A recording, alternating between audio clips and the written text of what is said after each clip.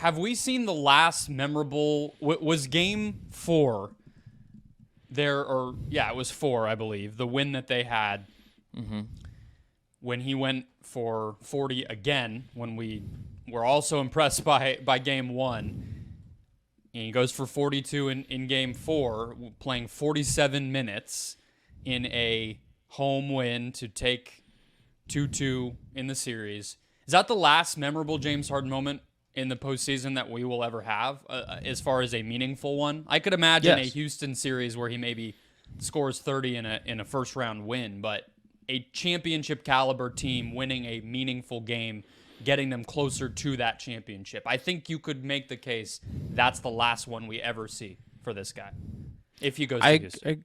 I agree. I don't see the path of this team like being like a relevant championship contender. The West is really good. Let's just run through the teams in the West that we expect to be around next year. Okay? Let's look at the standings from this year, regular season.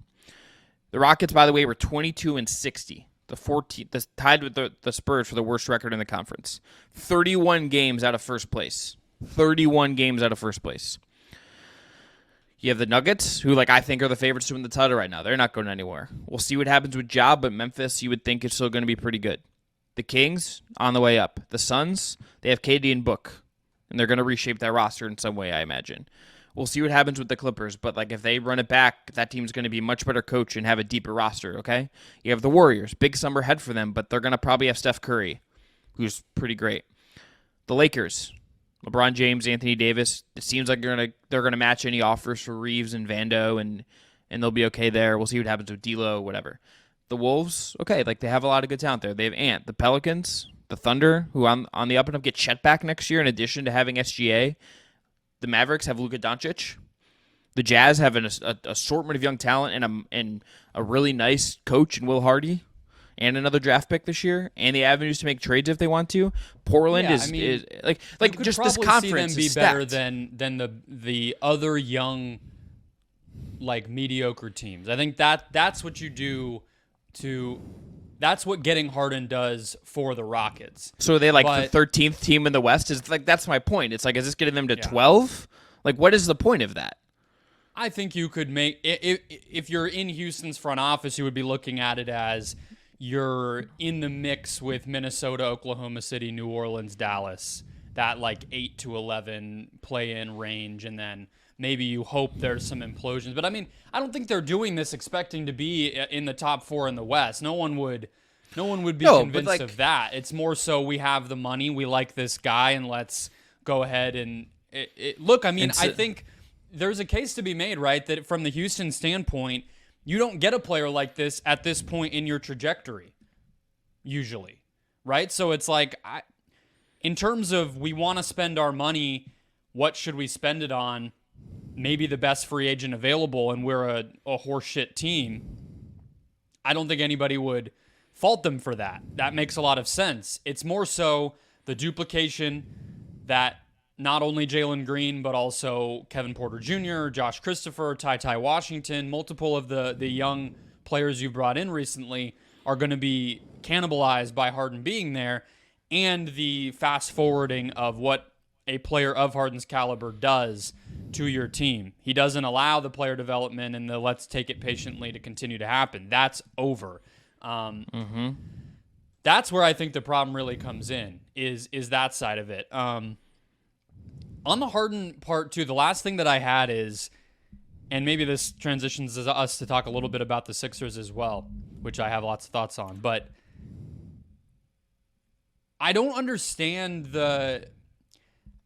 it's insane to watch how his career has played out, obviously, from the perspective of the lack of getting over the hump, the changing of his mind a million times, seemingly, in the past 2-3 years. Just since the pandemic started, we've had 4 different eras of James Harden, it feels like. That's all crazy enough. The not taking care of his body. Sometimes you look not even at the early Thunder pictures of him, but there's pictures that'll go around, especially because the Sixers are now considering Mike D'Antoni, apparently, where he's the years he won MVP even.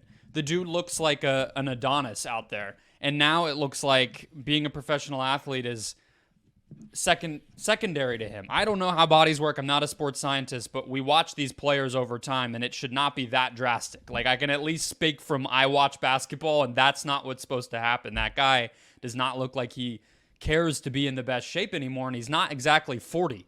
He's 33 or whatever. So that's insane. But the real crazy part to me in terms of the lack of like commitment that he continues to show is, why do teams continue to bend over backward for this guy? That's the other part of it from the Houston standpoint that I think you could absolutely take issue with, is like you were talking about, in the way of being a god, I think the other way he'll be a god is, you mentioned, he'll be the most important guy in the franchise. He apparently got Doc Rivers fired. Yeah. And now he's going to leave. Why the hell does James Harden have enough sway in that organization to get Doc Rivers fired? I don't think Doc Rivers is an amazing coach that you should be in the business of like staking everything to. If he gets fired, he gets fired, whatever. But the fact that that decision seems to have been made in large part based on what this guy thought, the guy who just went 7 of 27 in your last 2 must-win playoff games when you had a lead in the series to score 22 points, and he had 10 turnovers in those games, that's the guy who gets to fire your coach for you? Like, what are we doing anymore with this guy? That's the insane part. And then when you think, yes, Houston, it's the best they can do, but you're going to commit yourself to that nightmare, that's what's all is so insane about it, is like, somebody has to be in the business of employing and building a team around James Harden. I don't think he should just be going to China next year, but I would definitely not be like over the top with it the way that so many of these organizations seem to be. No, I don't get it. And like if you're Philly, okay, it's like you're kind of in a weird spot. We'll talk about them. Like, I think you run it back with him if you can. I don't like it. You're in a weird spot now if he really is going to Houston. The other person, Brendon, I thought about as we're processing all of this is Jalen Green. Let's get Jalen Green out of Houston at this point, to me. Like, this is not good for Jalen. I don't see how this, unless James Harden is just really going to play like a style of point guard and setting people up and providing infrastructure in the way that like benefits others in a way he doesn't really ever want to play, unless it's like with Embiid and that pick and roll. Like, that's not really what Harden does as a point guard to me. Like, he is not orchestrating and kind of. He's been that in Brooklyn when Kyrie and KD were out. Harden was about to be MVP for the way that he was playing like a 5-out point guard kind of run and gun style. And then in Philly, like you mentioned, I think he definitely was that. I mean, he led the league in assists this season. So I think there's a world where he could. But is he going to do it in this context where it's like he is the man coming in on this $200 million contract and everyone else is young and it's not playing with KD and Kyrie and the super team thing in that environment, so. or with Joel Embiid? So that's where I go with this. It's like, is he going to be that guy to benefit Jalen Green and Jabari Smith and whatever player the Rockets take in the draft, right? I mean, he might if there's $50 million reasons why every year. Maybe it's just the bet he's laying for himself of like, all right, I tried. I guess we'll go to Houston and play with the kids. I just need to see it.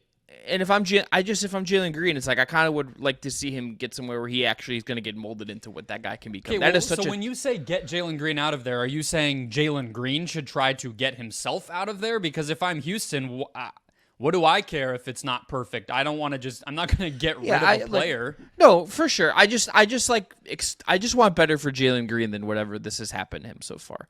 You look at the other guys in his draft class. Evan Mobley got drafted to a great situation.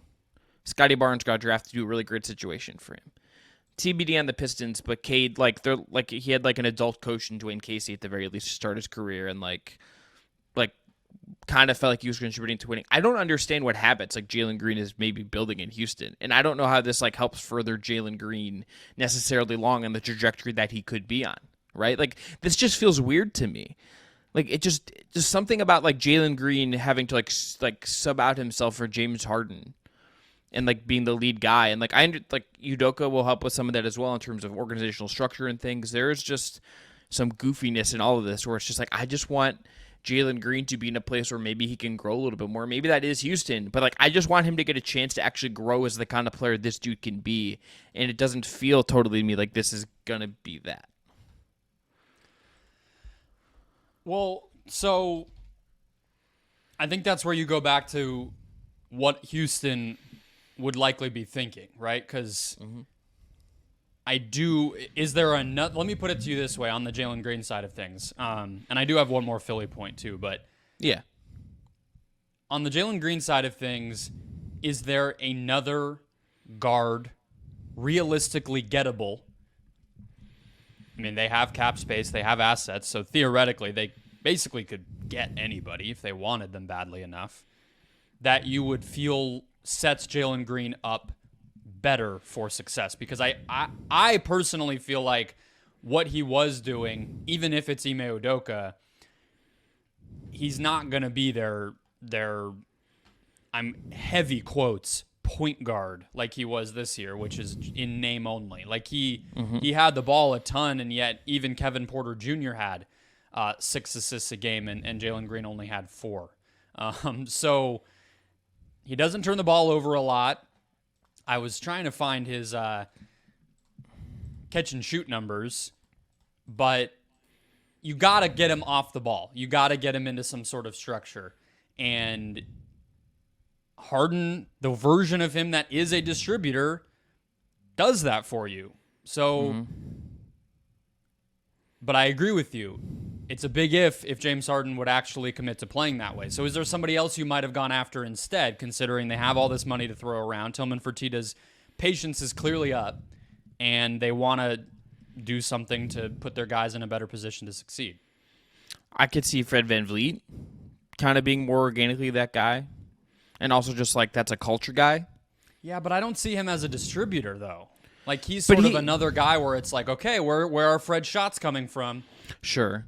But at least, like, I trust that he will, like, keep the ball moving, and, like, that's a culture and, like, work ethic guy that I think would, like, be a good kind of adult in the room for those guys. Like, that's how I look at Fred a little bit. But, like, to your point, you look at the point guard market, it's not exactly, like, a market where, like, you have another option I would be, like, throwing the bank down for, right? Like, I mean, like, Kyrie would make 0 cents. D'Lo would make 0 cents.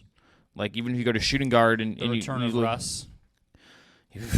Like, you know, is it like you look at the shooting guards, like there's not anyone on that list as well that you're just like, oh yeah, this is the kind of guy that would exactly kind of come in and give us what we're looking for. Like, I understand that part of it. It's not like a great option via the free agency market. It's not a particularly good free agency class. But like someone like the Fred thing is just like the shot thing is correct. I just what that guy is about. And like what we kind of know about how he carries himself, to me would like really appeal to me as if I'm Houston in that way. Like I just think that's like a better culture guy. Yeah.